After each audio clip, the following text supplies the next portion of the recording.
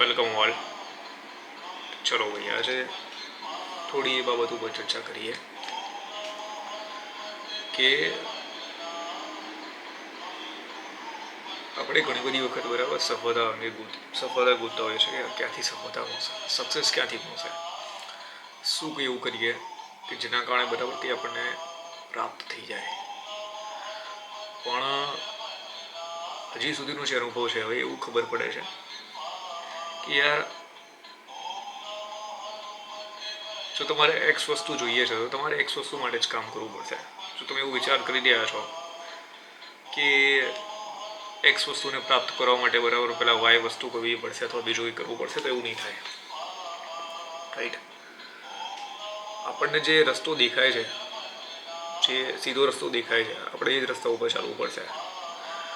આપણે જો એવું વિચારી રહ્યા છે કે યાર ક્યાંક કંઈક શોર્ટકટ યુઝ કરી લો, તો હવે ખબર પડે છે કે શોર્ટકટ જેવું કંઈ છે નહીં જીવનની અંદર. રાઈટ? બધી જગ્યાએ લોંગ કટ છે, શોર્ટકટ નથી. બીજું કે જ્યારે પણ આપણે પુશ કરીએ છીએ પોતાની જાતને બરાબર આગળ ધકેલીએ છીએ કંઈક કામ કરવા માટે, અને મેં એની અંદર ખાસ એક વસ્તુ જોઈ કે જ્યારે તમે એવું વિચારશો કે યાર જ્યાં સુધી મને મરી ના જાઉં ત્યાં સુધી બરાબર આ કામ કરીશ. રાઈટ? તો તમે જોશો કે તમારું જે કામ છે એ થતું સ્ટાર્ટ થઈ જશે. મતલબ તમારાથી થઈ નથી રહ્યું, અથવા તો તમે કઈ જગ્યાએ ક્યાંક પાછળ પડી રહ્યા છો. તો જ્યારે પણ તમે વિચાર કરશો યાર push your self until your death. Right?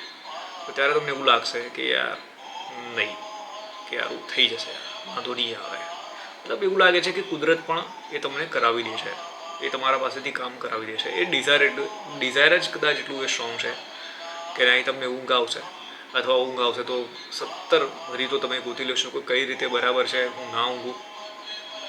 Right? Rest નથી મળતો, બધી વસ્તુ તમને બરાબર એ સોલ્યુશન એના મળી જશે. પણ ક્યારે મળે છે કે જ્યારે આપણે એ મૃત્યુના અંત સુધી ના આવીએ, બરાબર વિચાર ના કરીએ કે યાર ભલે કંઈ પણ થઈ જાય, ભલે મોત આવી જાય, પણ યાર આ મારે કરવાનું છે. રાઈટ? તો જ્યારે એવી વિચારસરણી થઈ જાય છે ત્યારે રિઝલ્ટ જ કંઈક અલગ પ્રાપ્ત થાય છે. તો આ મારું બરાબર છે ઓબ્ઝર્વેશન છે છેલ્લા ઘણા સમયથી.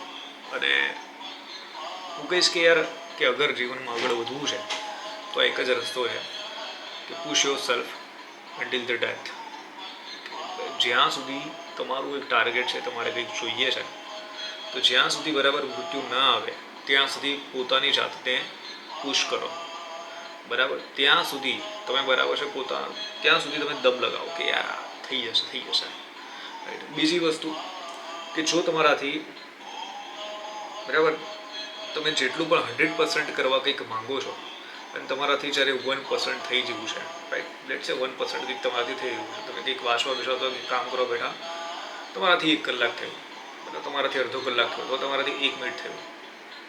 તો જ્યારે તમે એવું વિચારશો ને કે ભાઈ આજે આ 1 મિનિટ થયું છે, આવતીકાલે બરાબર હું આને 100 મિનિટ કરીશ, આવતીકાલે આને હું 2 કલાક કરીશ, 3 કલાક કરીશ, બરાબર છે, થોડા સમયની અંદર 1 મહિનાની અંદર હું આરામથી 6 થી 7 કલાકે પહોંચી જઈશ, તો 110% બરાબર તમે પહોંચી જશો. 100% 100% બરાબર તમે અહીંયા પહોંચી જશો. રાઈટ? આ પર્સનલ ઓબ્ઝર્વેશન છે મારું કે યાર નહીં, કે જ્યારે આપણે વિચારીએ છીએ કે નહીં યાર આટલું થયું છે ને કંઈ નહીં, કીપ ગોઈંગ. રાઈટ? ચાલ્યા કરો, ચાલો આગળ વધો, તો 100% બરાબર કંઈ ને કંઈક રિઝલ્ટ છે હજી આગળ તમને મળશે. અને આ ખરેખર મેં જોયું છે કે યાર જેવો તમે આ વિચારસરણી રાખો છો તો 100% તમને જે રિઝલ્ટ છે એ પ્રાપ્ત થાય છે. રાઈટ? તો આ બિગેસ્ટ લર્નિંગ છે, મતલબ છેલ્લા ઘણા સમયથી, કે જો અગર તમે કોઈ બાબતમાં કંઈક તમારે કંઈક કરવું છે, કંઈક જોઈએ છે, અને જો તમે કન્ટિન્યુટી મોડમાં છો તો 100% તમને મળશે, ચાહે કોમ્પિટિશન છે કે નથી. રાઈટ? કેટલાય કોમ્પિટિટર છે તમારા કે કોમ્પિટિટર નથી, કંઈ ફરક નહીં પડે. બરાબર? કંઈ આનાથી ફરક નહીં પડે. એક્સટર્નલ ફેક્ટર છે, કંઈ જ અસર નહીં કરવાના જો તમે એક કન્ટિન્યુટી સાથે આગળ વધી રહ્યા છો. બરાબર? જો તમને ખબર પડે છે માર્કેટની અંદર બરાબર શું છે શું નથી, અથવા તમારા સાથે કેટલા વિદ્યાર્થીઓ તૈયારી કરી રહ્યા છે, અને તમે બરાબર છે કન્ટિન્યુ આગળ વધી રહ્યા છો, તો 100% તમને કહું છું કે કંઈ ફરક નહીં પડે આનાથી, રાઈટ. તો આ થોડી લર્નિંગ છે કે જે મારે શેર કરવી હતી, બરાબર, તમારા સાથે. તમે પણ આગળ બરાબર વધ્યા કરો, પોતાના ઉપર વિશ્વાસ રાખો કે યાર અગર હું આ કરી લઈશ તો 110% બરાબર આગળ ઘણું બધું જીવનમાં થઈ શકે છે, બરાબર છે. તો અહીંયા સુધી રાખીએ છીએ, મળીએ છીએ નેક્સ્ટ સેશનમાં. Bye bye, C you. જય હિન્દ, જય ભારત, વંદે માતરમ, બાય બાય.